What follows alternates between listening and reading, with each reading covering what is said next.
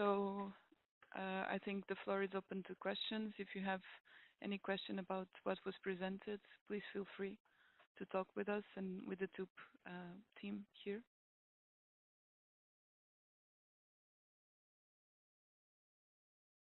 I understand that some of the people that wanted to have more information about the TOOP project were AS4 solution providers, but also some others were just people interested to know more about the project, not necessarily to be involved in the pilots. So please feel free to ask any questions that you may have.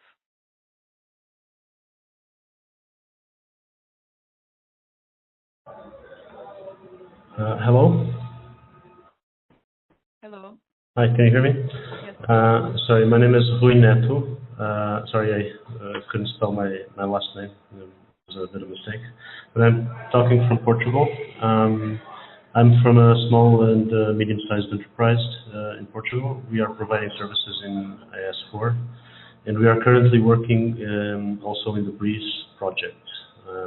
So we're working with the Portuguese Ministry of Justice, connecting our business registries interfaces with BRIEZE.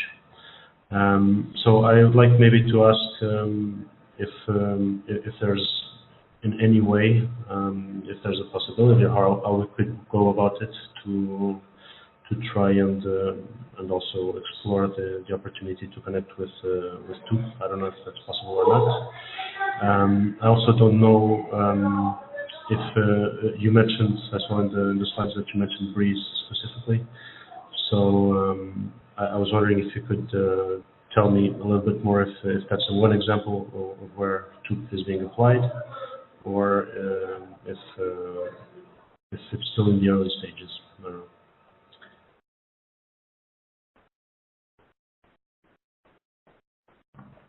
I don't know. Can I answer? Yes.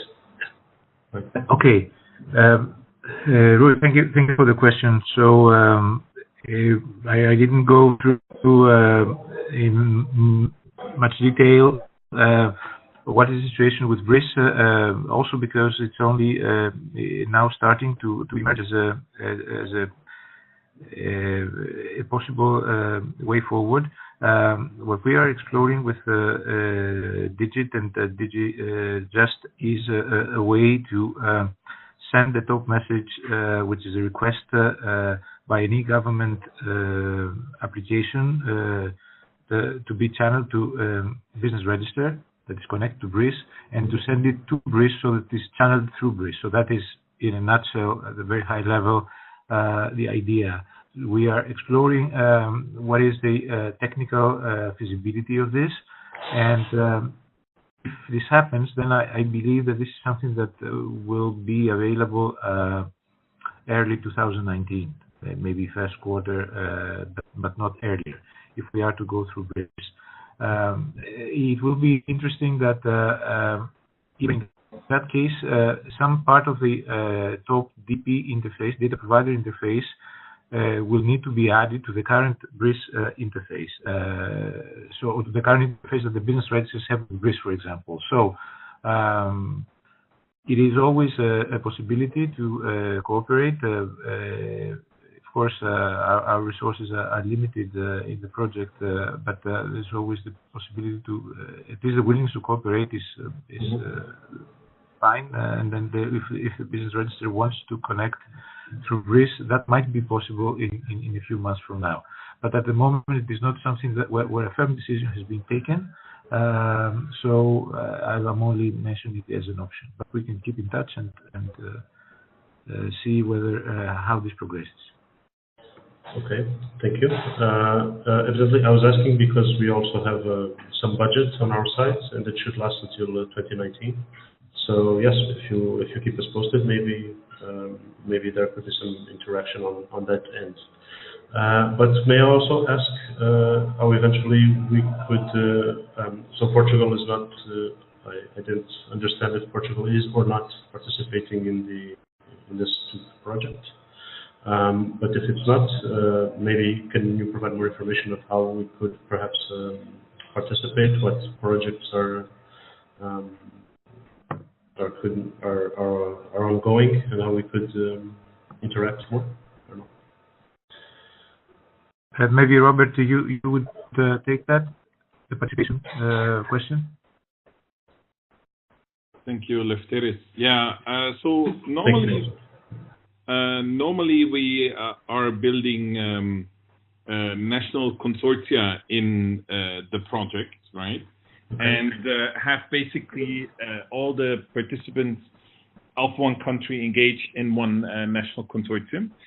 We haven't been successful in Portugal to build that national consortium in the sense of having the representation from the necessary public authorities. We've had several discussions, but that hasn't been very fruitful. And so at this point, this is a bit more difficult question, which we can come back to, okay.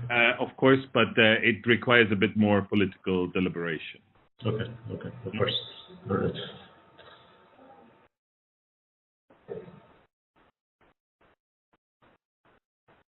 Well, sorry, I don't have any more questions, but also in that regard,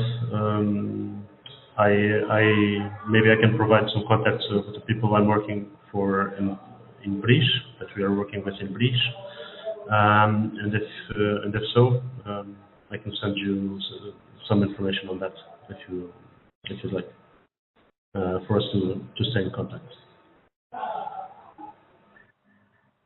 Okay. Yes, let's stay in contact, and we can have a small discussion, because if there is a possibility to do this sometime in a few months, then maybe it already makes sense to for you to be aware of what is the right now the status of the TOOP interface for the data provider, because that will still be part of the picture, even if the flow goes to Brice.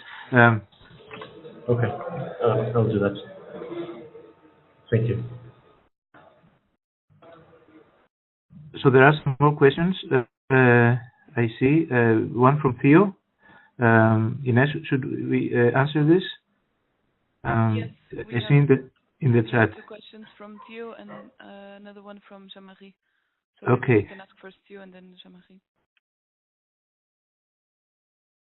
Yes, for the question of Theo. So that was one of the objectives of today's TCON. So for the vendors, ways for vendors to participate as integrators. So what we have in the project, we have a playground environment where we have a fully functioning data consumer and a fully functioning data provider country with AS4 gateways.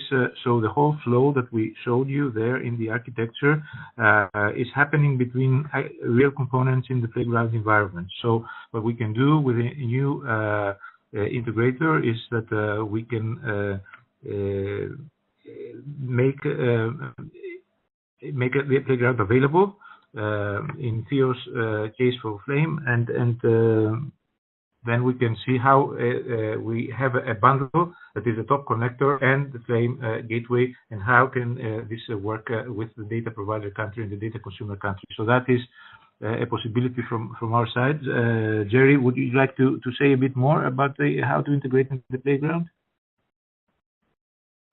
Yeah, I can try and elaborate a bit. So what we can do, yes, it's first of all, you need to see the specifications and come up with an implementation that we can test against using the playground. So in the first question of Theos, is it possible to participate in the proof of concept? Yes, I think we will happily have more AS4 vendors and using the AS4 gateway in our pilots.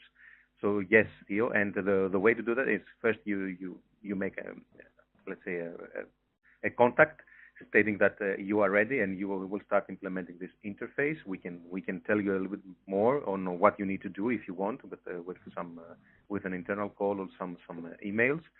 And when you are ready, we can start testing. We can provide you an instance in the playground with a connector, which we can start using to test that the AS4 gateway with your interface is ready to be used as a proof of concept AS4 gateway for the pilots.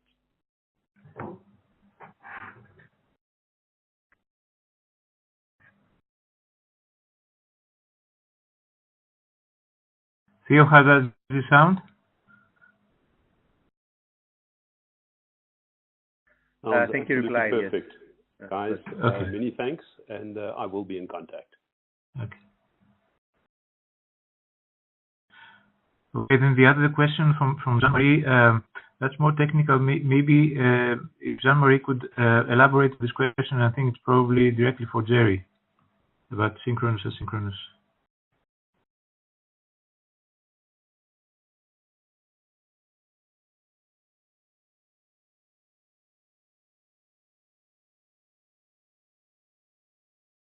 Jean-Marie?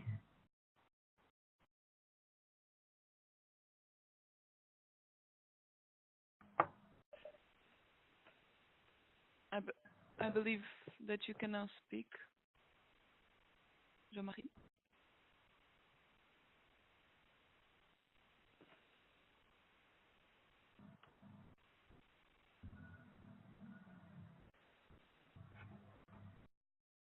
Okay, I see that Jean-Marie is having issues with the audio connection. So I suggest that you type or you elaborate on your question via the chat function. Okay, let me then do a follow-up question on Jean-Marie's, because we are hearing this a lot. I don't know if it's the same. But when we say synchronous, many people think fast response.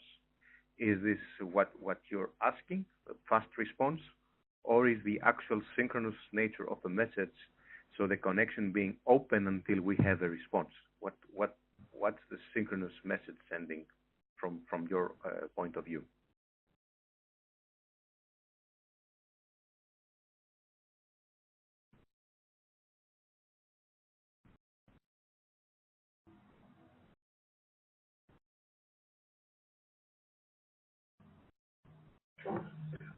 What Jerry means is that it is asynchronous, technically speaking, but it can be fast unless something goes wrong.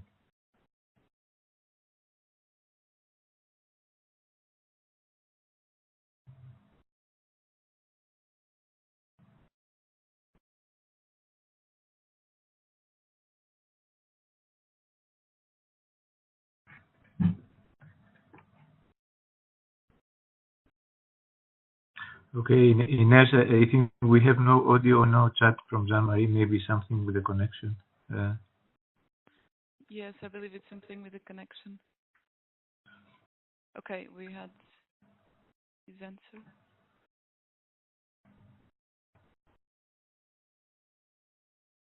So synchronous does not mean fast. It means that the full communication is synchronized. Yes, I mean, it's asynchronous, but it can be fast. That means that it allows the message, the request, and the response to take place while somebody is in an online session. But there might be other requirements more specific to be synchronous. Okay. I got the same reply. Okay, no. So yes, so synchronous does not mean fast. Okay, cool.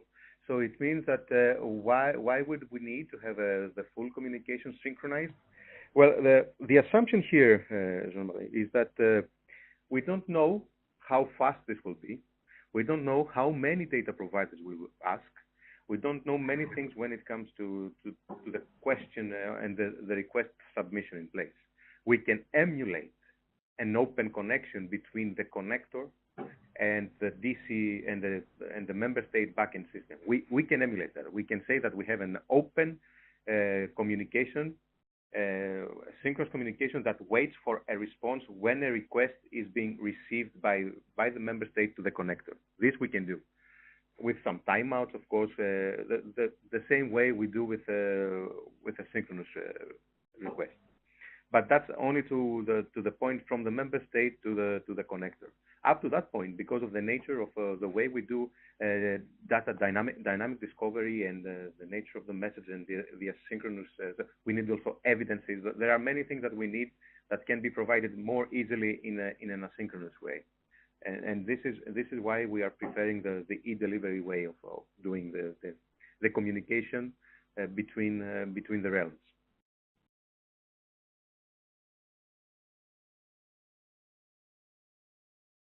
Yes, but Jean-Marie, if you say that it's a 7-second transaction, then it means that you need fast, not synchronous.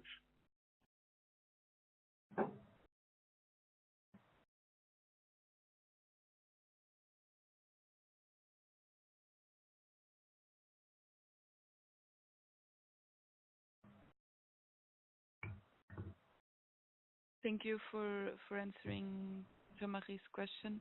I see that we have Emmanuel Tramacere here that raised his hand. Do you want to speak, Emmanuel? Yes, hi. Thank you very much for this presentation. I'm at the European Union Railway Agencies, and with me there is my colleague also, Luca Trinca, that is in charge of the information management program. So in our plans, we are trying to rationalize a bit all the registers and the data in this domain.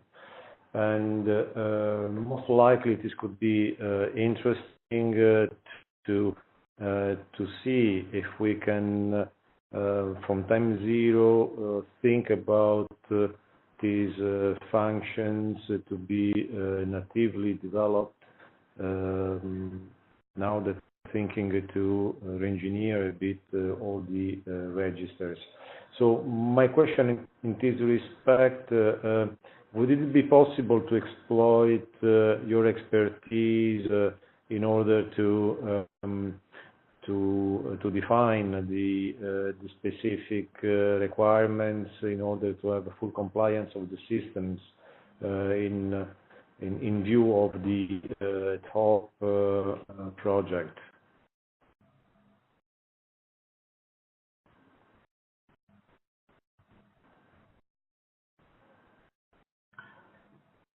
I mean, in principle, we could see what are exactly the issues and the requirements, but I am not sure what is the nature of your project exactly. So it is about accessing several registers. So do you have some use case descriptions? Yes, indeed. At the moment, we have several registers that are working as separate entities. The information are provided for by different national authorities, and we see this as an opportunity to improve the data quality of all the data available in our systems, and at the same time to have a sort of reusability of data based on more efficient quality criteria in relation to the information that is entered. So this is basically. Yes, please. No, sorry. Just to ask, this is a national integration, right? So, or a cross-border use case. It's a national interconnection. No, we have cross borders. Okay. It is data. The part is entered the national level, and then it is enriched by the agency, and then returned to the national users, so maybe authorities or railway operators. Okay. The reason I made this question is that if it is a national interconnection, then some of the assumptions that we have made for the cross-border case might not be needed. It's always simpler, and you can have other types of infrastructure even if you use eDelivery, you can use it in other ways without the disintermediation and the four-corner model that we have here, and we have it exactly because the member state requirement at a high level is usually that their own infrastructure should not be, let's say, should be minimally tampered with.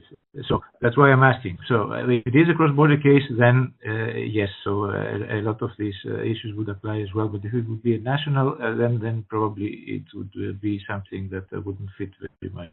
If it's cross-border, you can send us something, and we can look at it and see a bit how it fits. So. Okay. So I will contact you bilaterally in order to see if we can legitimately be considered eligible for these activities.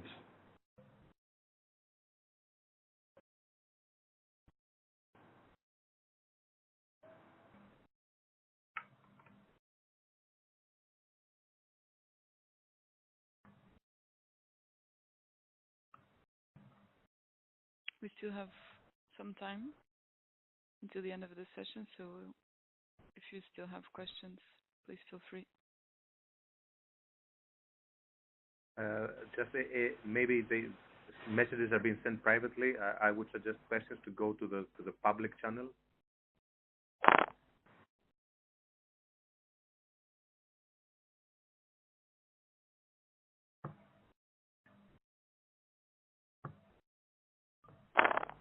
Okay, I got a question from Jérôme Choubillet.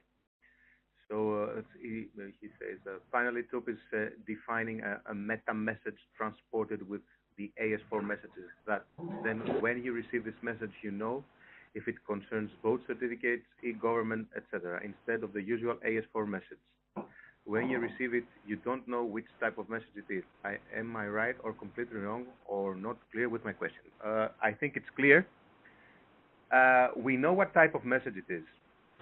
We have capabilities that are being published by the data providers, which state the exact thing that you are asking. So if it is a both certificate, then a data provider has published a capability to serve both certificates, and we can use this for defining in a metadata way what kind of message request this is and what type of message response this is. Also, there is a meta model, and we're trying to do a semantic modeling of the different capabilities that could exist between the both certificates, e-government, company data, citizen data. There is also work on semantics. So the answer here is yes. So we use generically AS4, but we distinguish between messages, the message requests, through the use of capabilities, and the use of concepts inside those capabilities.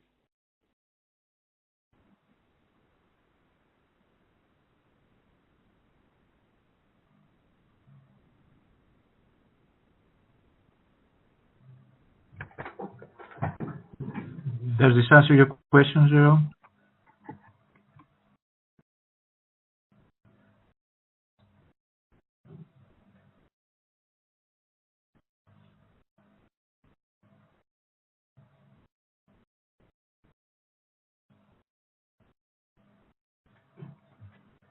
Hello? Yes. You can hear me? Sorry, I'll just show my with the connection.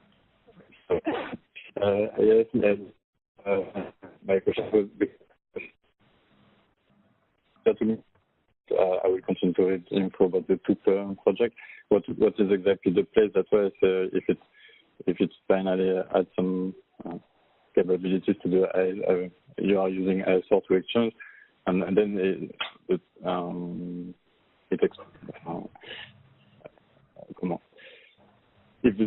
finally the TOOP is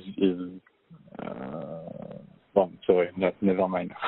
It's okay in my mind. I still need to read the info, but thank you for the answer, Jerry.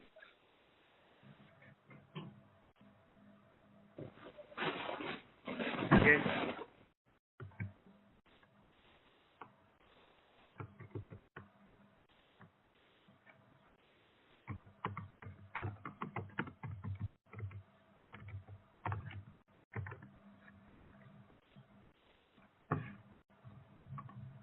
So I think we can still take one question if there are still any, and if not, I ask Lefteris and Jerry if you agree to close the session, or if you have anything else to add. No, nothing from our side. So we can circulate also or point you to the release document of our current specifications. It's a short document with many links to our wiki where the specifications are placed, and also the source. So it's that we can also send, and the slides.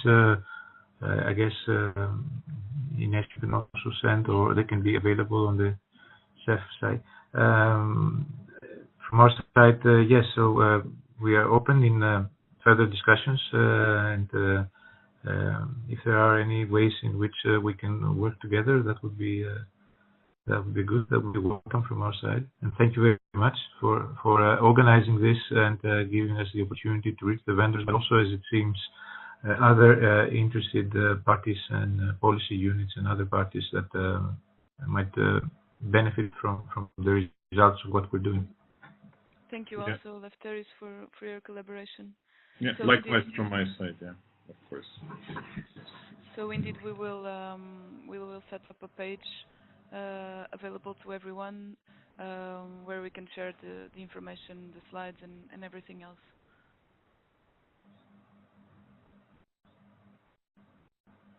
Okay, so thank you very much, everyone, for participating, and we keep in touch.